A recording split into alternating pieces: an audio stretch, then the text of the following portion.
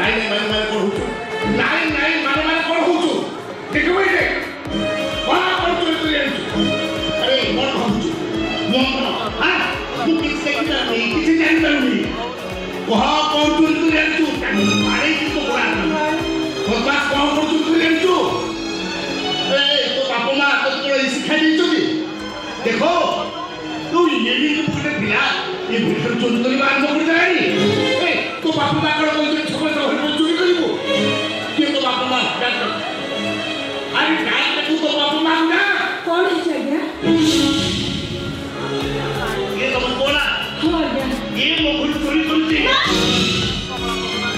ମୋ ପୁଅ କେବେ ଚୋରି କରିପାରେ ନା। ମୋ ପୁଅ ଚୋରି କରିଛି ଏବେ ତ ଲୋକ କେବେ ବି ବିଶ୍ୱାସ କରିପାରିବେନି।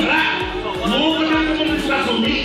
ଆଚ୍ଛା ହେଲା ଠିକ ଅଛି, ଯଦି ମୋ କଥା ବିଶ୍ୱାସ ହଉନି ତାହେଲେ ତମ ପୁଅ ପଚାରିଛ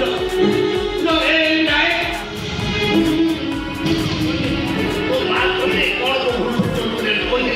ଆରେ କହିଲେ ଏ ବାବୁ ଯାହା କହୁଛନ୍ତି ସେ କଥା ସତ। ତୁ ତାଙ୍କ ଘରୁ ଚୋରି କରିଛୁ?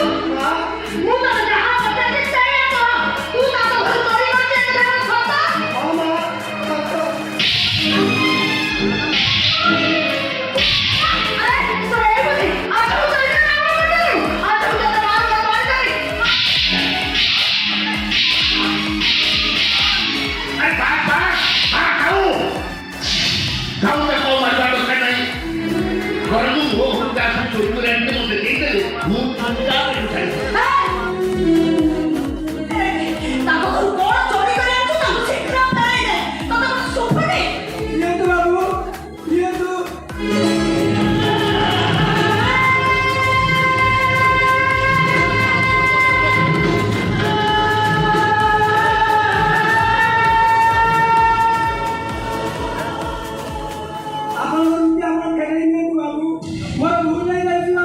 ଏମିତି ଭୁଲ ମାର କେବେ ବି କରିବୁନି ବାବୁ, କେବେ ବି କରିବୁନି।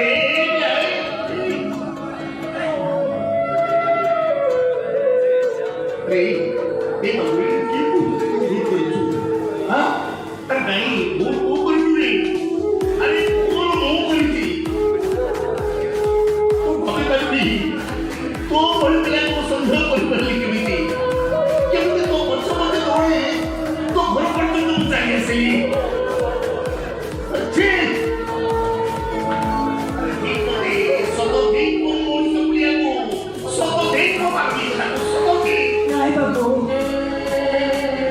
ଆପଣଙ୍କର କିଛି ଦୋଷ ନାହିଁ। ସବୁ ଦୋଷ ମୋ ଭାଗ୍ୟର। ଇଏ ହଉଛି ମୋ ସାନ ପୁଅ ଆକାଶ। ଘର ଭିତରେ ମୋ ବଡ଼ ପୁଅ ଆଦିତ୍ୟ ଶୋଇଛି। ତା ଦେହ ବହୁତ ଖରାପ। ଏଇ କିଛି ଦିନ ତଳେ କରୋନାରେ ମୋ ସ୍ୱାମୀ ଆଡ଼ପ ପାଇକି ଚାଲିଗଲା ପରେ ମୁଁ ରହିପାରିଲିନି। ଏଇ ପିଲାଦିନ ମଣିଷ କରିବା ପାଇଁ ସବୁବେଳେ ଚାଲି ଆସିଥିଲି। ଆସ୍ତେ ଆସ୍ତେ ବେଳା ଖରାପ ପଡ଼ିଗଲା ବାବୁ। ମୋ ବଡ଼ ପୁଅର ଦେହ ଖରାପ ହେଲା। ମୋତେ ନିଜେ ରୋଜଗାର ରାସ୍ତା କିଛି ମିଳିଲାନି। ଘରେ ବି କିଛି ଖାଇବାକୁ ନାହିଁ। ମୋ ବଡ଼ ପୁଅଟା ଖାଇବ ବୋଲି ବ୍ୟସ୍ତ କଲାରୁ ବାଧ୍ୟ ହୋଇ ମୋ ସାନ ପୁଅ ଆପଣଙ୍କ ଘରେ ଚୋରି କରିଛି। ଆଉ ଚୋରି କରିବା କଥା କହି ମୋତେ ଅଧିକ ଲଜ୍ଜା କଲି, ଅଧିକ ଦୁଃଖ ଦିଅନି ମୋ ମନରେ। ଏଥିରେ ମୁଁ ଏତେ ମର୍ମାହତ, ଏତେ ଲଜ୍ଜିତ ଯେ ସେ କଥା ମୁଁ ତ ଭାଷାରେ ବୁଝେଇ ପାରିବିନି।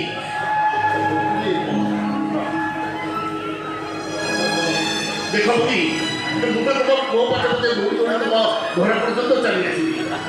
ତମକୁ ଦେବା ପାଇଁ ମୋ ପାଖରେ ଗୋଟେ ଟଙ୍କା ବି ନାହିଁ। ତେବେ କଣ କରିବି?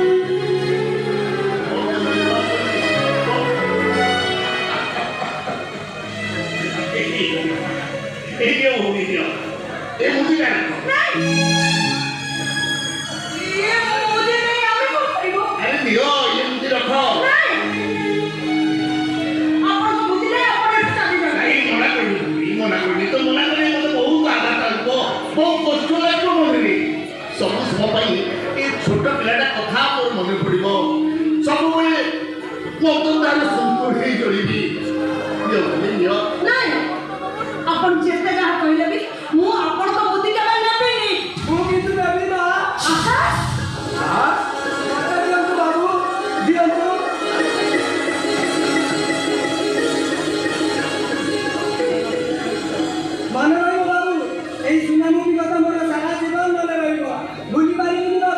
କେବେ ଭୁଲି ପାରିବିନି।